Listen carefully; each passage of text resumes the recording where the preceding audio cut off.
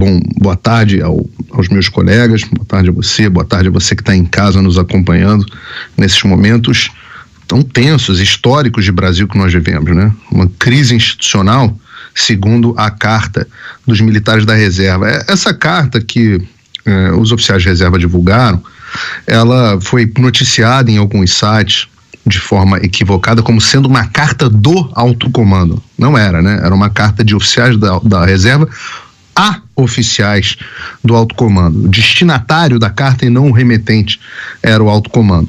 E como o Zé Maria falou bem, muitas vezes os oficiais da reserva, por poderem se manifestar, se manifestam, externam os sentimentos que não podem ser descritos pelos oficiais da ativa.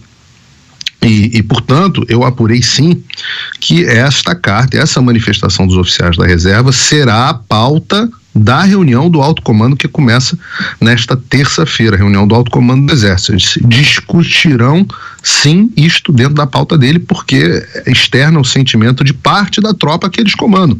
Muitas vezes o alto comando está lá longe, lá em Brasília, todo mundo, então nos seus respectivos comandos, e muitas vezes não sabem o que está acontecendo, o sentimento de perto da tropa, e essas cartas ajudam.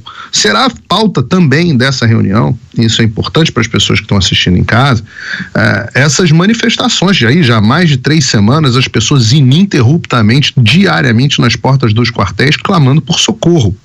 Essas pessoas estão sendo sim ouvidas. Às vezes dá a impressão que não estão, mas estão. E eu apurei que estão. Os militares, eles costumam ser meio surdos quando as disputas são disputas de políticos e tudo mais, mas clamor do povo é algo que eles costumam escutar. É importante, todas as nossas autoridades deveriam escutar os clamores do povo, né? Agora, eu também apurei, em relação a esses clamores populares, que isso que o Zé falou está absolutamente correto. Há articulações em grupos de militares para uma nova manifestação, e essa a ser feita por oficiais da ativa. Ela não deve ter teor político, porque, como o Zé Maria disse, os militares são proibidos de falarem sobre política, de se manifestarem politicamente, mas ela deve ter um teor institucional. Eu pude ver um rascunho dessa manifestação, e eu posso dizer, e estou aqui simplesmente externando o que eu estou vendo dentro da caserna, que eu nunca vi tanto descontentamento, tanto consenso de descontentamento. Porque até pouco tempo atrás, virtualmente todos os militares com quem eu conversava, eles viam com naturalidade os acontecimentos políticos do país, até em momentos graves, né? Mas parece que essas últimas ações do Supremo Tribunal Federal, elas entornaram o caldo. O Xandão arrebentou a corda. E isso aqui, obviamente, é a minha percepção, e vamos ver se ela vai ser traduzida em alguma manifestação mais explícita. A última vez, eu fui pesquisar isso, as pessoas às vezes não entendem o tamanho do que seria um grupo de coronéis e outros oficiais da ativa se manifestarem. A última vez que os oficiais da ativa do Exército se manifestaram foi sob o governo de Getúlio Vargas, em 1954. Naquela ocasião, 80 coronéis se posicionaram sobre as tensões políticas no país e a crise de comando que as forças estavam vivendo. Só para as pessoas que estarem em casa entenderem a gravidade do que foi essa carta naquele momento, essa carta foi de fevereiro de 54, em agosto de 54, o Getúlio Vargas foi pressionado pelos comandantes, né, aí sim os generais das forças, de todas as forças armadas, a renunciar. Ele acabou resolvendo isso com um tiro no próprio peito. Então, da última vez que os oficiais do Exército Brasileiro da ativa se manifestaram, o presidente deu um tiro no peito alguns meses depois. Então, e foram 80, né? O que eu tenho visto aqui é a expectativa da assinatura de talvez centenas de oficiais. Vamos acompanhar, vamos ver o que vem por aí. Mas o que eu posso te falar é que esse clima, que é um clima assim, de certa divisão, ele também é percebido lá no alto comando. Como é que funciona o alto comando do Exército? É uma espécie de colegiado, são 14 generais de Exército, né? Ou seja, generais de 4 estrelas, que participam do alto comando. Eu apurei que há 3 dos 14 que têm se colocado de forma aberta na articulação contra uma ação mais direta, mais contundente das Forças Armadas. E nem sempre nós aqui como jornalistas, nós podemos falar tudo que as nossas fontes contam, né? Às vezes a gente tem um negócio do off, e a gente como jornalista tem que respeitar o que falam pra gente em off. Mas hoje, por um dever cívico, eu vou ter que dar nome aos bois aqui.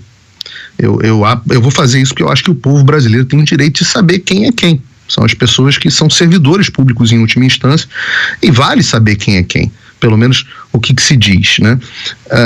Os três que estão agindo abertamente são o comandante militar do Nordeste, o general Richard Fernandes Nunes, o comandante militar do Sudeste, o general Tomás Miguel Miné Ribeiro Paiva, e o comandante militar do Sul, o general Valério Stumpf Trindade.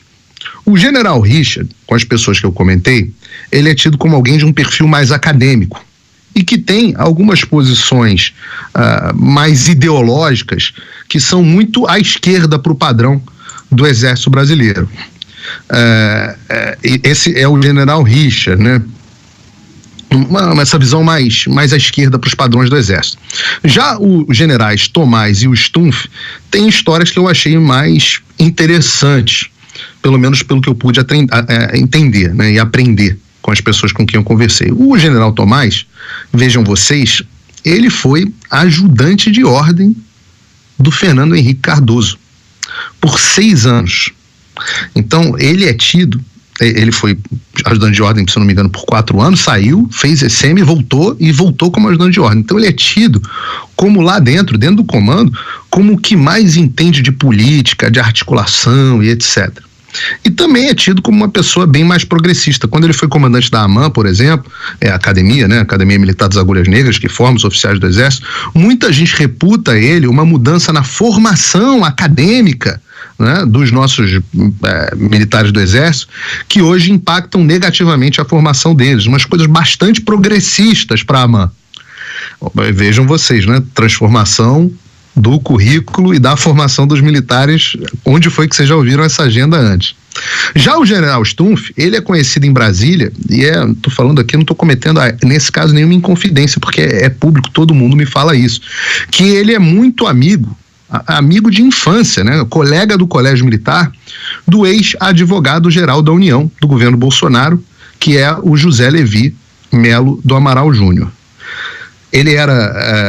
O Zé Levi era tido como alguém muito bem relacionado com o STF do governo Bolsonaro. Ele era fazia uma espécie de meio de campo do STF com o governo Bolsonaro quando ele estava na AGU.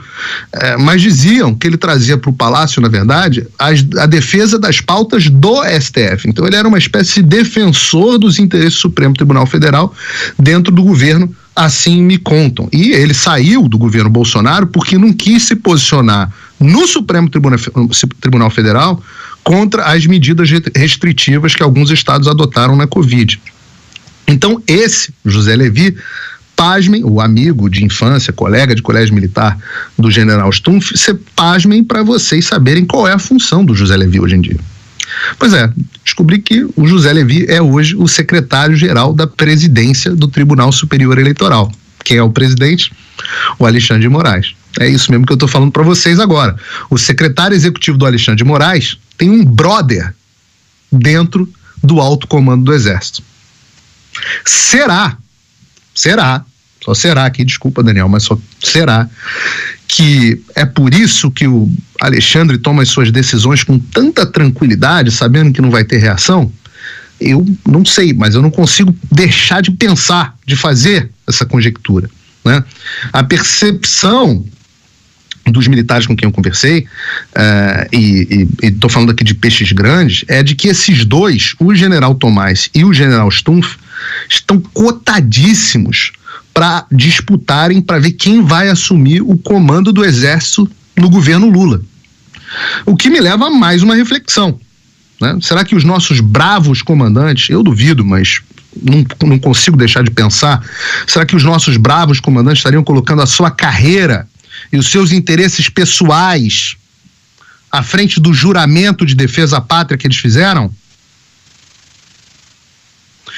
Jesus Cristo dizia o seguinte no Evangelho de Mateus: ninguém pode servir a 2 senhores, pois odiará a um e amará a outro, ou se dedicará a um e desprezará a outro.